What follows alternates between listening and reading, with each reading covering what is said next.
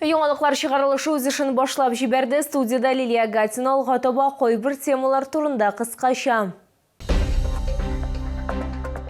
Яңа елны СИЗОда каршылаячак Чаллы шәһәр судында Түбән Каманың элекеге мэрына шик кую чарасын сайладылар. Иратларыбыз алгы сызыкта булганда алар гаиләләренә тыл торалар. Бүген Россиядә иреклеләр көнен билгеләп үтәләр.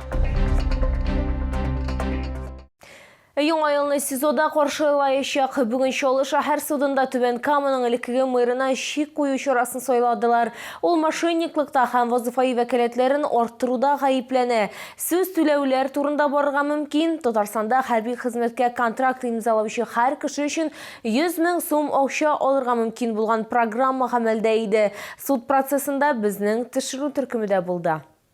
Я надеюсь на милость Всевышнего и на справедливость правосудия. Конвойлар аны суд утырышына залына алып кергәнче Түбән Каманың элекеге башлыгы Рамил Муллин шуны гына әйтергә өлгерде. Элекеге түрә үзен ышанычлы тотты, журналистларны елмаеп каршы алды. Ә бит ул мошенниклыкта һәм вазифаи вәкаләтләрен арттыруда шикләнелә.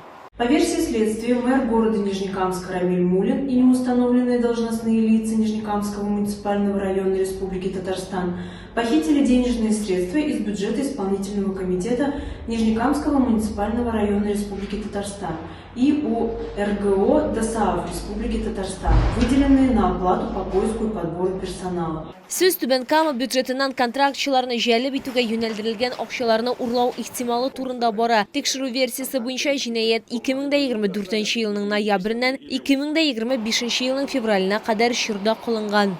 По версии следствия, Муллин, действуя совместно с неустановленными лицами, превысил свои должностные полномочия и предоставил фиктивные документы об исполнении обязательств по договору об оказании услуг муниципалитету местным предпринимателям. В результате исполнительному комитету Нижнекамского района причинен ущерб на сумму свыше 24 миллионов рублей.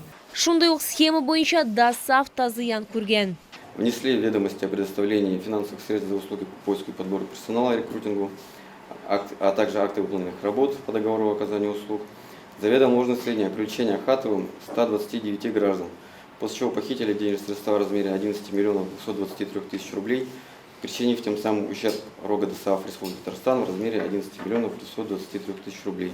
Зыянның гомуми суммасы 35 миллион сумнан артык тәшкил итә. Тикшерү фикеренчә, контрактчыларның бер өлеше алгы сызыкта булган. Алар анда арадашчыларсыз китә. Рамил Муллин аңлатуынча, аның алдында контрактчыларны җәлеп итү бурычы куела. 2024 ел дәвамында якынча 1000 кешене һәм 2025 елда якынча 750 кешене контракт хезмәтенә чакырырга, әмма җәй уртасына 500 контрактчы җитми. Шуңа күрә илнең башка шәһәрләреннән дә җәлеп итү турында карар кабул ителә. Привлекли средства из доп. Доходов с одобрения депутатов порядка 65 миллионов и за расчет 130 тысяч на человека, на рекрутера.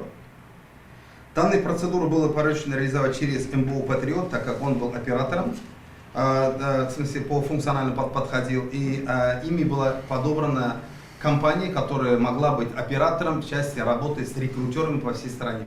Аның сүзләренчә, асылда алар җаваплылыгы шикле җәмгыять һәм эшмәкәрләр буларак эшләгән, Түбән Камада яшәгән һәм бу функцияне башкарган Ахатов тәкъдим ителгән. Нам были предложено привлечь со стороны порядка 200 контрактников, которые списком пойдут в список Нижнекамского муниципального района. При условии найти за них за каждого 110 тысяч рублей, это порядка 22 миллионов рублей. И через буквально там неделю еще 118 человек на сумму порядка 13 миллионов рублей. Рамил Муллин гаибен танымый, ул шик кую чарасын йорт аресты рәвешендә сайларга сорады. Муллин имеет постоянное место жительства в Республике Татарстан, прочные семейные и социальные связи, многолетний опыт государственной и муниципальной службы. Подтвержденный высокими государственными наградами, он явился по вызову следствия, всегда демонстрировал добросовестное отношение к процессу и не предпринимал попыток уклониться. Суд барлык якларның дәлилләрен тыңлап, 2 айга, ягъни 2026 елның 3 февраленә кадәр СИЗО рәвешендә шик кую чарасын сайлады. Рамил Муллинны бинадан чыгарганда, журналистларга сау булашканда, ул булай диде. Спасибо за поддержку. Лилия Гатина, Эльмира Гайнетдинова, Тахир Бикметов, Яңалыклар. Икенче очракта сөз административ жаза турында гына бара. Тукай районының бер басуында шүпшәр чәчелгән. Бүген урынга безнең тишру төркеме белән бергә административ техник инспекция хезмәткәрләре дә чыкты. Иштирәк авылында санкцияләнмәгән шүплек барлыкка килгән. Белгечләр әйтүенчә, ул туфракның пычрануы кебек җитди экологик проблемаларга китерергә мөмкин. Кагыйдә бузучылар анда утилләштерергә кирәк булган бөтен нәрсәне чыгарып ташлаган. Тәртип бузучыларны нинди жаза көтә? Материалда белерсез. Санкцияләнмәгән шүплекне иштирәк халкы тапкан. Тукай районы авыл хезмәтчәннәре әйтүенчә, хокук бузучылар агачлар артына шүпшәр ташлаганнар. Ә ул монда бик күп кешеләре барысында йөк машиналарында һәм аларны беркем дә күрмәсен өчен тәүлекнең караңгы вакытында алып килгәннәрен дә кире какмый. Безнең яшәүче кешеләребез сигнал бирде безгә. Мин шунда чыктым, карадым, КАМАЗ, мусор чыгарганнар. Шундай тәртипсез кешеләр була инде ул бу дөньяда. Бу табыш турында алар административ техник инспекция хезмәткәрләренә хәбәр иткәннәр. Тукай районында ул күптән түгел барлыкка килгән. Белгечләр үз вазифаларына агымдагы елның августында гына керештеләр, әмма бер ай эчендә алар санкцияләнмәгән 2 шүплек ачыклаганнар. Шуларның берсе иштирәктә. АТИ белгечләре тарафыннан административ хокук бузулар һәм административ тикшерү эшләре кузгатылды. Административ тикшерүләр вакытында төзелеш калдыклары шүплеге кем тарафыннан эшләнгәне ачыкланды. Бу шәхси эшмәкәргә якын арада административ беркетмә төзелә. При выявлении данных правонарушений составляется акт осмотра, также фиксируется на фотоаппарат для дальнейшего разбирательства и для дальнейшего установления виновных лиц. Әйти гаип испатланган очракта штраф түләргә туры киләчәк. Юридик затларга ярты миллионга кадәр, вазифаи затларга 30 мең сумга кадәр, ә физик затларга штраф 5 мең сумга кадәр каралган. Ләкин белгечләр кисәтә, бу беренче очракта гына. Әгәр хокук бузучы кабат тотылса, штрафлар суммасы арта. Лилия Гатина, Эльмира Гайнетдинова, Фәнис Иксанов, Яңалыклар. Бүген Россиядә иреклеләр көнен билгеләп үтәләр. Мөгаен бу бәйрәм безнең ил өчен аерым әһәмияткә иядер. Күпләр махсус хәрби операциядә катнашучыларга ярдәм итү өчен берләште. Волонтерлар һәм активистлар алгысызлыкка гуманитар ярдәм җибәрәләр. Шуларның берсе Сәгыйть Сиддиков, Мәдәният һәм ял паркының машина йөртүчесе. Безнең тишру төркеме аның белән очрашты. Я работаю 1979 года водителем КАМАЗа. Мне нравится. 64 яшьлек Сәгыйть Сиддиков сөйләгәнчә, машина йөртүче булырга ул бала чагыннан хыялланган, бигрәк тә аңа йөк машиналары ошаган, чөнки ул бөек һәм бөтен әйбер күренә. Я катался на машинах, карьерах. Меня возили водители, за руль сажали. Интерес стал. 2020 елдан ир мәдәният һәм ял паркында машина йөртүче булып эшли. Сәгыйть Сиддиковның хезмәттәшләре әйтүенчә, ул үзен яхшы яктан гына күрсәткән. Шуңа күрә аңа бер юлы 2 техника ышанып тапшырганнар. В летний период времени производят работы на водовозке по поливу цветочных насаждений нашего города, в осенний период по поливу деревьев при посадке в нашем городе. В зимний период также принимает активное участие в заливке катка на площади Азатлык.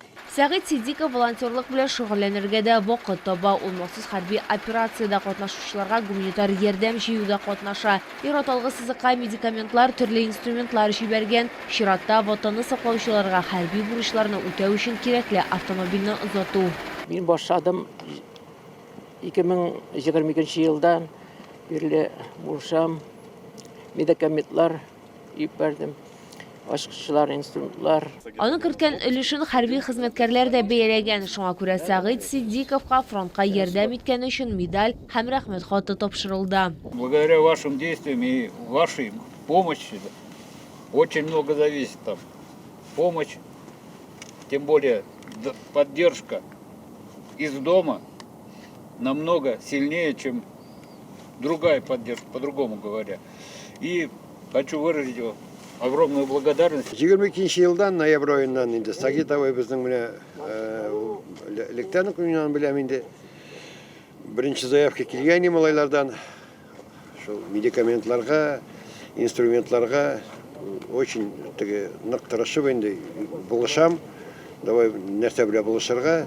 Шул вакыттан булыша башлады. Волонтерлар сүзләренчә, сугышчыларга ярдәм итәргә кирәк. Алар аны сизә һәм бу аларга алга барырга көч бирә. Лилия Гатина, Эльмира Гайнетдинова, Сергей Бильданов, Яңалыклар. Бу сезгә җиткерәсе соңгы мәгълүматыбыз иде. Мин Лилия Гатина, сезнең белән сау булашам. Исән-имин булыгыз.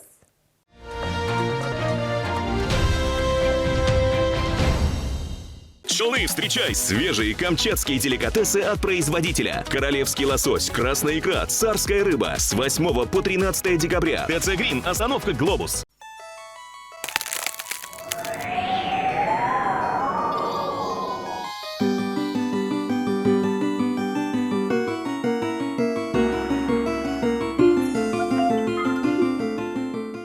Что же подарить на Новый год?